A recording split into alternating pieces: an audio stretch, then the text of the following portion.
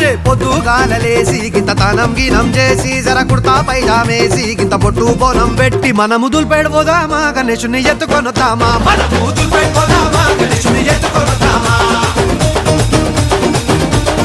ఇంకొకడు చందారాసిండు ఇంకోడు కాడుకి కిండు జబ్బుల పైసల్లేనోడు గూగుల్ పేనే కొట్టిండు